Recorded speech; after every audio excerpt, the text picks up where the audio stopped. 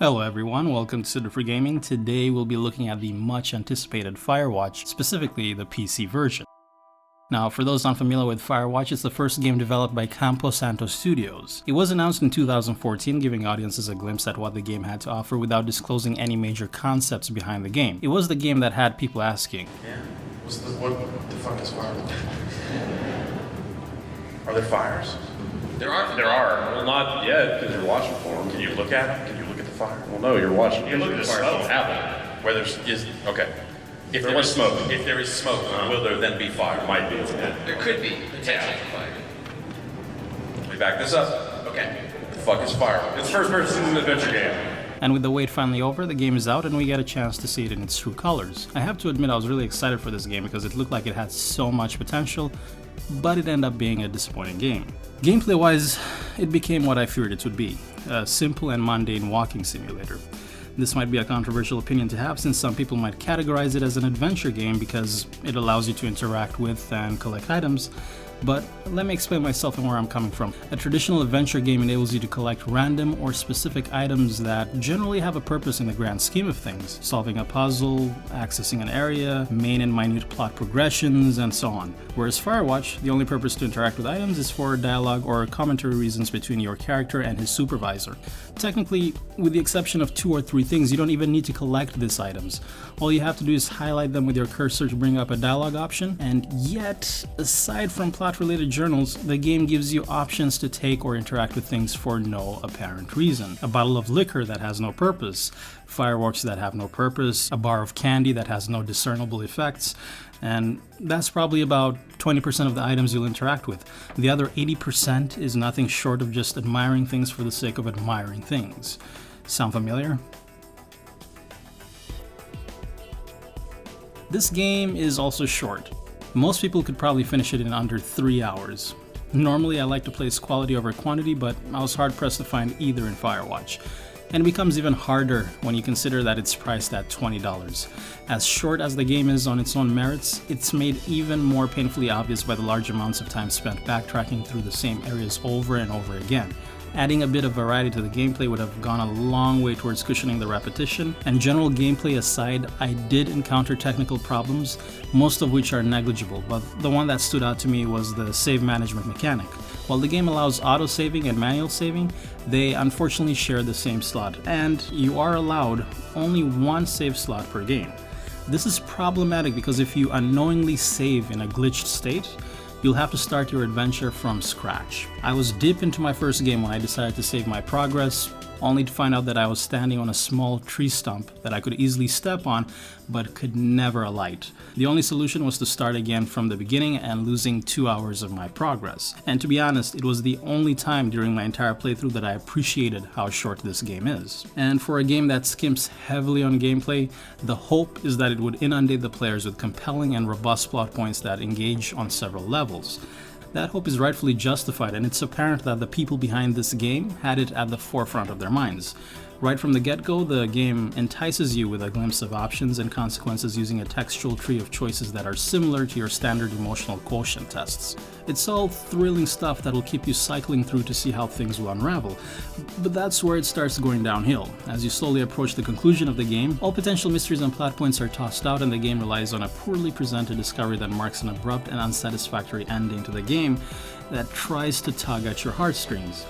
Which is a huge shame because the game really goes out of its way to threaten you with a good time, but never really delivers. It's tempting to try and justify the nature of the game's plot by analytically approaching it, but when all is said and done, when you sit down and ruminate over your experience from the beginning to the end of the game, the realization that this was mostly an exercise in sarcasm between your character and a disembodied voice will slowly creep in.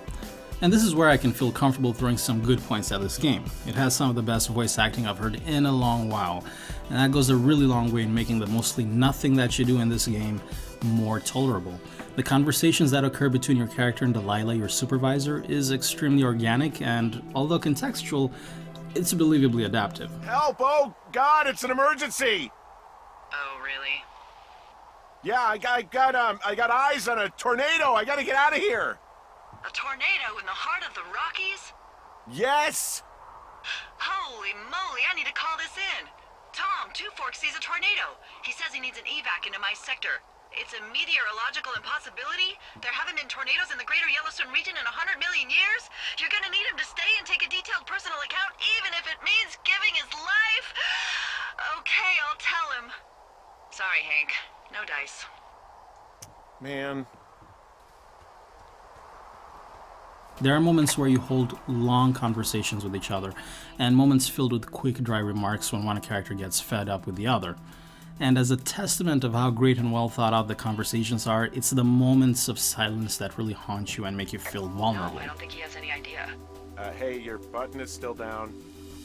I'm absolutely sure. Would you?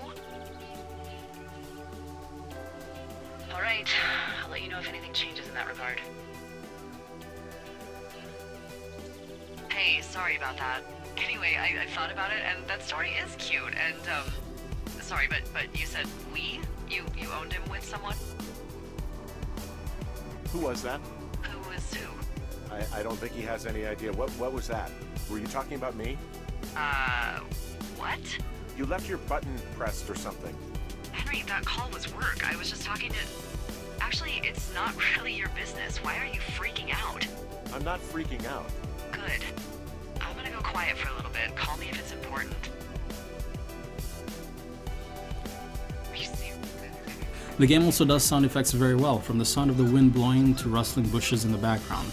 There are also several animal noises that are extremely convincing, but unfortunately that's broken by the lack of animals you encounter in the game. I think there were only 2 animals I saw throughout my entire playthrough, a raccoon and an elk, which brings me to the visuals actually. It's a vast Wyoming wilderness, an open world with intertwining paths that will leave you lost or moving in circles if you don't use your provided map and compass. And that's where most of the fun is to be had. Trying to move around and exploring the areas by yourself is very fascinating. The design of the map is cleverly done and almost maze-like, and every once in a while you'll run into a historically relevant site or a landmark that makes you feel like the next big explorer. The geography itself is beautiful and has a lot of breathtaking sites like canyons, lakes, rivers, and dense forests that lead seamlessly into each other without breaking your immersion. And the map surprisingly gets even more beautiful as the sun begins to set and casts a shade of amber around you. The mornings are often foggy and project a sense of eeriness, and where there is wildfire, the area becomes enveloped in smoke and destructive beauty. So that's pretty much it for the review. This is probably the shortest review I've done, but I can only work with what the game has to offer, which is not a lot. And although I've been critical, I don't want you to think that this is a horrible game. I just wouldn't recommend it since there's hardly any meat to the bone.